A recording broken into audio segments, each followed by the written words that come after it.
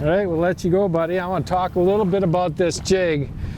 When I said what goes around comes around, I was talking about the utilization of a hair jig for catching walleyes.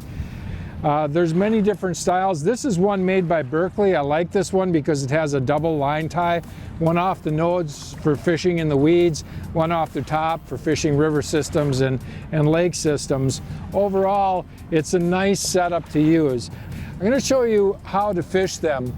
They're very popular in catching fish in lakes. Let's just take the lakes at first. During the month of April, May, and June.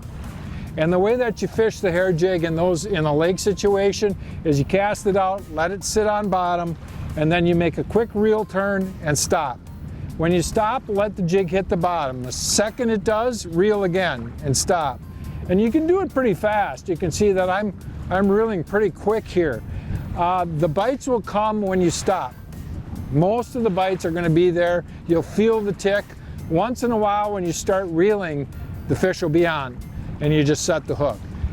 You can fish the same way in the river like we're doing today, but in a river I like to mix it up some. I like to twitch it once in a while, give it a couple good twitches and then hold it, let it swim back down to the bottom. I like to draw it up a foot and then hold it. I'll mix it up quite a bit. Every once in a while I'll just make a quick reel and hold it, every time letting it hit the bottom. The bites in a river system can be pretty ferocious, so don't be surprised if you get just a really good hit when you're holding that rod tip or when you stop with your reel turn.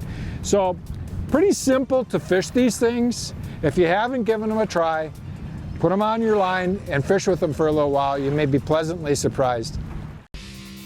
Thanks for watching. Hit the subscribe button and click on the bell to stay up to date with the latest tips and techniques to help you get the next bite.